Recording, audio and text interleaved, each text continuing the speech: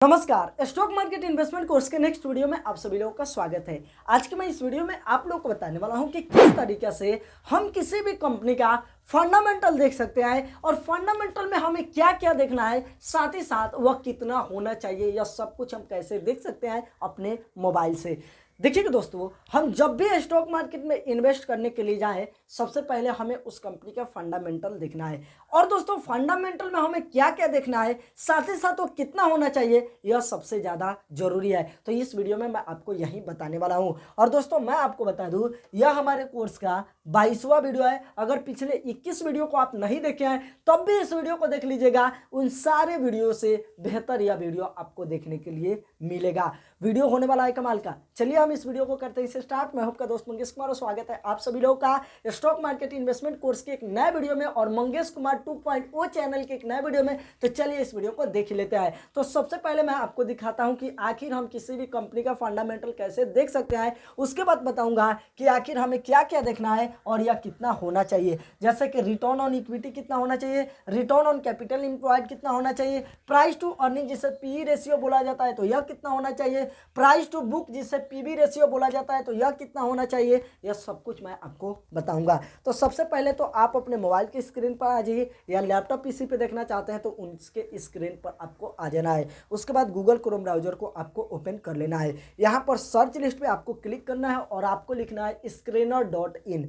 चलिए मैं यहाँ पर लिख देता हूँ screener.in और उसके बाद मैं यहाँ पर सर्च करता हूँ। आपको भी इसी तरीके से लिख के सर्च करना है, स्पेलिंग मिस्टेक आपको नहीं करना है। उसके बाद भैया यहाँ पर आप आ जाते हैं स्क्रीनर के वेबसाइट पे। अब दोस्तों यहाँ पर आपको दिखाया जा रहा है कि जिस भी कंपनी का आप चेक करना चाहते हैं, सिंपल उसका नाम यहाँ पर आप डाल दीजिए और दोस्तों आप देख लीजिएगा। तो दोस्तों हम यहाँ पर चलिए नाम डालते हैं। इससे पहले यहाँ पर ऊपर की तरफ 3 बिंदु पे आप एक बार क्लिक कर दीजिए और नीचे की तरफ आके यहाँ पर डेस्कटॉप साइड के सामने आपको एक बॉक्स दिखाई देगा, तो इस पर आप एक बार क्लिक कर दीजिए। जिस तरीके से लैपटॉप पीसी में खुलता है उसी तरीके से अब आपके मोबाइल पर भी खुलेगा। अगर लैपटॉप पीसी पे कर रहे हैं तो भैया यह करने की आपको ज़रूरत नहीं है, डायरेक्ट आपके सामने इसी तरीके से आ जाएगा। अब दोस्तों यहाँ पर हमें कंपनी का नाम सर्च करना है, तो हम यहाँ पर क्लिक करते हैं और मैं देखना चाहता हूँ महिंद्रा एंड महिंद्रा का। तो चलिए मैं यहाँ पर लिख देता हूँ महिंद्रा एंड महिंद्रा। हम जैसे ही लिखते हैं भैया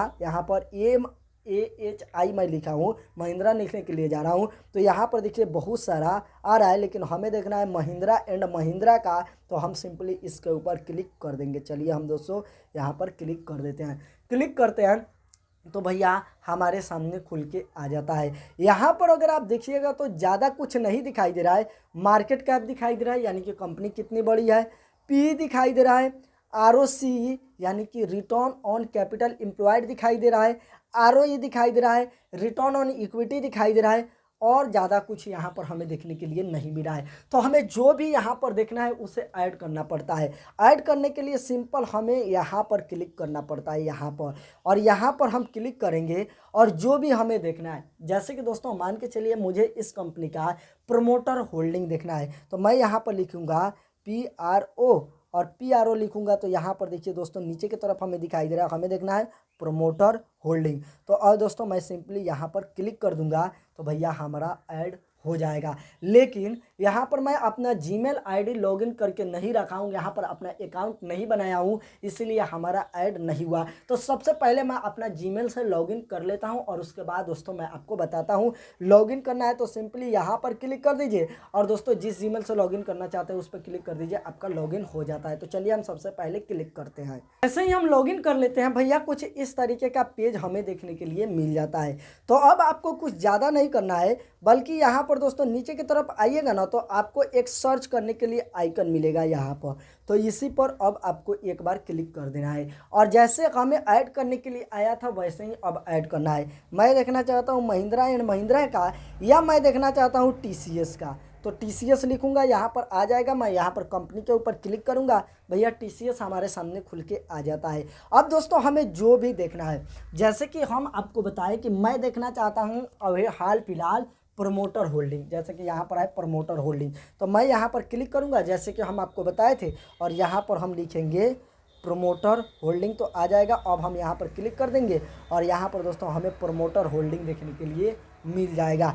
तो इस तरीके से हम ऐड कर सकते हैं। नहीं तो दूसरा भी ऑप्शन हमारे पास है ऐड करने के लिए, वह ऑप्शन यह है कि इस साइड में आप आइएगा ना, तो यहाँ पर दोस्तों आपको दिखाई देगा एडिट रेशियो, जो कि यहाँ पर आप देख सकते हैं। तो अगर हम यहाँ पर क्लिक करते हैं तो भैया यहाँ पर वह सारा कुछ हमें खुल के आ जाता है जिस चीज़ का हमें रिक्वायरमेंट होता है। जैसे कि हमें ज़रूरी क्या है, रिटर्न ऑन इक्विटी। मैं लिख के रखा हूँ, तो इसमें ढूंढिए कि कहाँ पे है रिटर्न ऑन इक्विटी।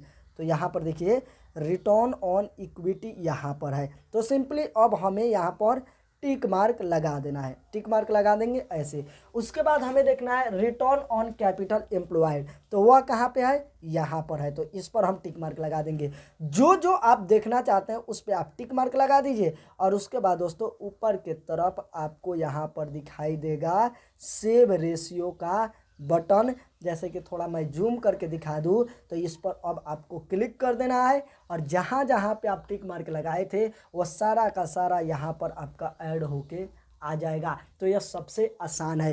तो यह तो दोस्तों इस तरीके से आप देख सकते हैं। अब दोस्तों मैं आपको बताता हूँ कि आखिर कितना हमें क्या देखना है। तो सबसे पहले तो भैया हम देखेंगे रिटर्न ऑन इक्विटी। यह दोस्तों एक प्रॉफिटेबिलिटी रेशियो है। तो रिटर्न ऑन इक्विटी हो, रिटर्न ऑन कैपिटल एम्प्लॉयड हो, या रिटर्न ऑन इन्वेस्टेड कैपिटल हो, या रिटर्न ऑन एसेट हो, यानी कि प्रॉफिटेबिलिटी रेशियो हो, यह जितना ज़्यादा होगा उतना ही हमारे लिए सही है। अगर आप हमारे कोर्स के वीडियो को देखते आ रहे हैं तो भैया यह सब कुछ आपको अच्छा तरीके से पता होगा।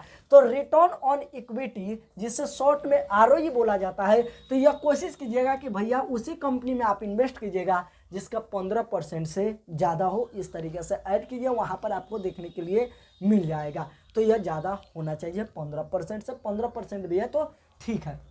उसके बाद आ जाता है ROCE, रिटर्न ऑन, जो कि capital employed, return on capital employed, जिससे हम सभी लोग शॉर्ट में ROCE बोलते हैं। तो इसमें भैया डेट भी जोड़ा जाता है, तो इसलिए रिटर्न ऑन इक्विटी से थोड़ा सा ये ज़्यादा होगा तो हमारे लिए बेस्ट है। 15% भी होगा तब भी कोई दिक्कत नहीं है, लेकिन कोशिश कीजिए कि 20% से ज़्यादा जिसका हो वह हमारे लिए बेस्ट रहेगा। तो यह तो भैया आपको पता चल गया। उसके बाद दोस्तों हम आ जाते हैं वैल्यूएशन रेशियो के ऊपर, जिसमें हमारा आएगा PE रेशियो, जिसे हम सभी लोग प्राइस टू अर्निंग के नाम से जानते हैं।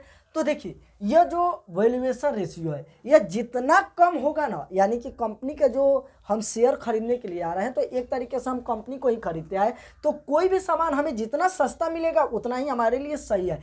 तो वैल्यूएशन रेशियो जितना कम होगा उतना ही आपके लिए सही है।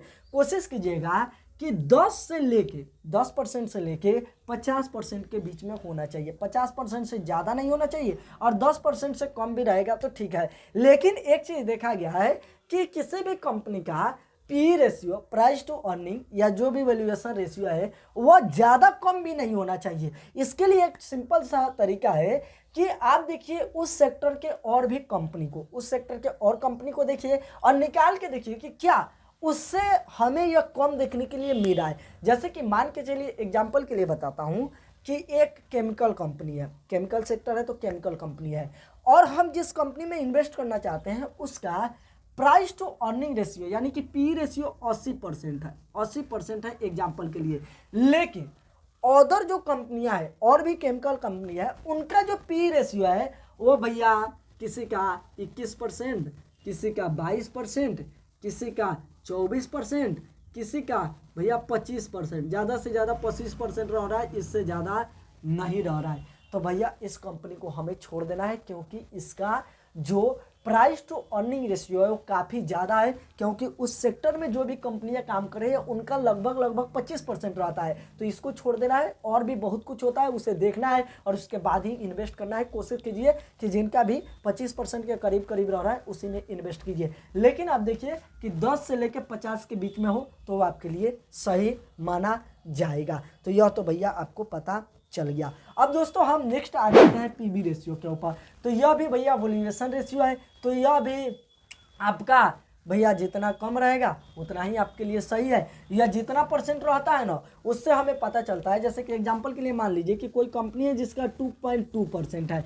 तो इस कंपनी के हम शेयर को खरीद रहे हैं तो हमें 2 गुना से भी ज़्यादा, जैसे कि अगर मान के चलिए 2% है तो 2 गुना ज़्यादा पैसा देकर हम इस कंपनी के शेयर को खरीद रहे हैं। तो इससे भैया यही पता चलता है। तो यह भी जितना कम हो, सेक्टर से जाके देख लीजिए, सेक्टर में जो कंपनियां काम कर रही है उनसे कितने कम है, जितना कम है उतना ही आपके लिए बेस्ट रहेगा। तो पीवी रेशियो भी आपको समझ में आ गया। उसके बाद दोस्तों हम आ जाते हैं डेट टू इक्विटी रेशियो के ऊपर। देखिए यह एक जो कि लेवरेज रेशियो होता है, यानी कि लोन का रेशियो होता है, यानी कि कंपनी के ऊपर कितना लोन है। तो डेट का मतलब लोन ही होता है, और इसी से हम पता करते हैं कि आखिर कंपनी के ऊपर कितना कर्जा है, कंपनी क्या अपने कर्जा को चुका पाएगी अपने कमीनी से। वही दोस्तों यहाँ पर हमें देखने के लिए मिलता है। तो डेट टू इक्विटी रेशियो जितना कम हो उतना ही हमारे लिए अच्छा होता है। लेकिन आप देखिए कि अगर हमें इन्वेस्टमेंट करना है तो डेट टू इक्विटी रेशियो हमेशा 1 से कम होना चाहिए किसी भी कंपनी का। 1 से ज़्यादा है तो उस कंपनी को आप छोड़ दीजिएगा,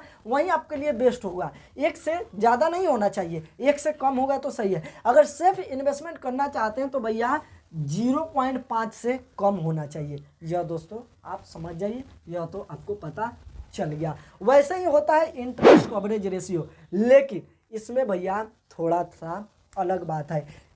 देखिए डेट टू इक्विटी रेशियो जितना कम होगा उतना हमारे लिए सही है, लेकिन यहाँ पर इंटरेस्ट कवरेज रेशियो जितना ज़्यादा होगा उतना हमारे लिए सही है।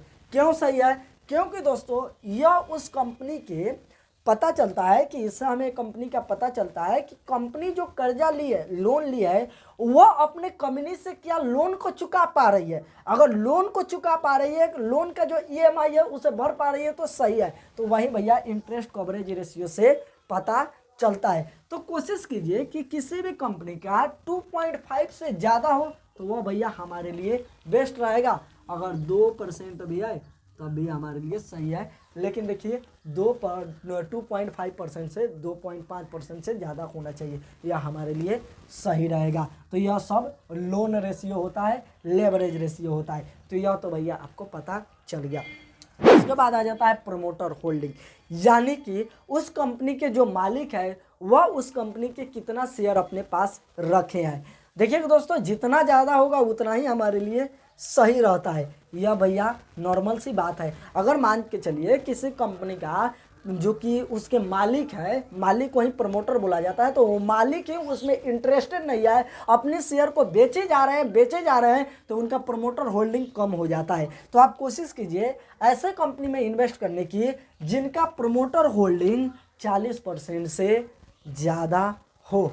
बहुत सारे ऐसी कंपनियां हैं जिनका 70% से ज़्यादा रहता है, किसी का 72% रहता है, किसी का 73% भी रहता है। और दोस्तों इस पर मैं फुल वीडियो बना दिया हूँ, जो भी यहाँ पर बता रहा हूँ इस सब पे हमारा फुल वीडियो है। अगर आप हमारे कोर्स में जाके देखते हैं तो आपको सब कुछ बिल्कुल फ्री में देखने के लिए मिल जाएगा। तो प्रमोटर होल्डिंग कोशिश कीजिए कि 40% से ज़्यादा हो तो सही है। कुछ कंपनी में आप देखिएगा तो 0% भी आपको प्रमोटर होल्डिंग दिखाई देगा। जैसे कि एक कंपनी है आईटीसी कंपनी, उसका 0% प्रमोटर होल्डिंग है। तो इसका मतलब क्या वो कंपनी खराब है? नहीं खराब है, क्योंकि उस कंपनी को बोर्ड ऑफ डायरेक्टर चलाते हैं, सीईओ सीएफओ यह सब मिल के चलाते हैं लोग, इसलिए उसका 0% से कम होल्डिंग है। तो और भी फैक्टर होता है, उसे देखिए उसके बाद ही इन्वेस्ट कीजिए। लेकिन कोशिश कीजिए कि दोस्तों 40% से ज़्यादा हो, वही हमारे लिए बेस्ट रहेगा। उसके बाद आ जाता है प्लेज परसेंटेज।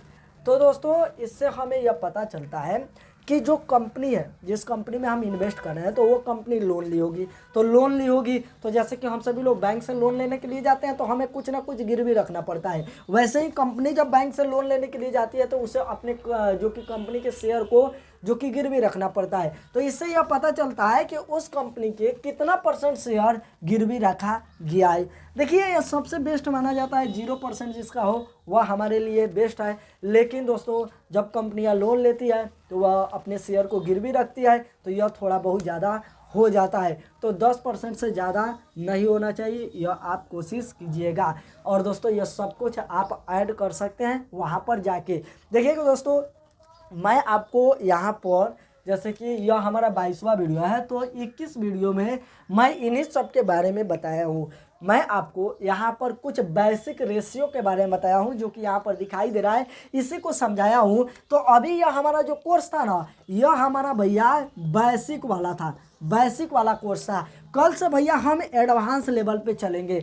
तो दोस्तों बेसिक में यही सब कुछ आता है और यह सब कुछ देख लीजिए, और यही कुछ देख के आपको इन्वेस्टमेंट नहीं करना है, और भी एडवांस लेवल पे बहुत कुछ देखा जाता है। तो वह कल से हमारा स्टार्ट हो रहा है, तो उन सब वीडियो को देख लीजिए और उसके बाद ही इन्वेस्ट कीजिएगा। इतना आप नोट बना के रख लीजिए जिससे कि आपको पता चले। इसके लिए दोस्तों मैं फिर से यहाँ पर दोहरा देता हूँ कि देखिए, रिटर्न ऑन इक्विटी ROE 15% से ज़्यादा होना चाहिए। Return on capital employed ROC 20% से ज़्यादा होना चाहिए। और यहाँ पर 4 रेशियो के बारे में बताए थे, तो चारों के चारों प्रॉफिटेबिलिटी रेशियो जो कि 15% से ज़्यादा है तो आपके लिए बेस्ट है। उसके बाद आ जाता है भैया प्राइस टू अर्निंग रेशियो, जिसे PE रेशियो बोला जाता है। तो यह 10 से 50% के बीच होना चाहिए, 50% से ज़्यादा नहीं होना चाहिए, यह भैया आपको ध्यान रखना है। उसके बाद आ जाता है भैया डेट टू इक्विटी रेशियो। देखिए यह 0.5 से कम रहेगा तो हमारे लिए बेस्ट है। उसके बाद आ जाता है इंटरेस्ट कवरेज रेशियो, यह भैया कोशिश कीजिए कि 2.5% से ज़्यादा होना चाहिए। उसके बाद आ जाता है प्रोमोटर होल्डिंग जो कि 40% से ज़्यादा होना चाहिए। उसके बाद आ जाता है प्लेज परसेंटेज, यह भैया कोशिश कीजिए कि 10% से कम होना चाहिए, 10% से ज़्यादा नहीं होना चाहिए। तो यह वीडियो कैसा लगा कमेंट करके बताइए। चलिए इस वीडियो में इतना ही था, वीडियो को लाइक कीजिएगा और कल से एडवांस लेवल पे हम चल रहे हैं तो वह वाला वीडियो देखना मत भूलिएगा। और दोस्तों इतना ही सब कुछ देखने के बाद इन्वेस्टमेंट मत कीजिएगा, मैं और बहुत कुछ दिखाने वाला हूँ, वो सब कुछ सीख लीजिए। जब हमारा पूरा कोर्स कंप्लीट हो जा रहा है उसके बाद ही आप इन्वेस्टमेंट कीजिएगा। तो चलिए इस वीडियो में इतना ही था, अगले वीडियो मिलते तब तक के लिए बाय।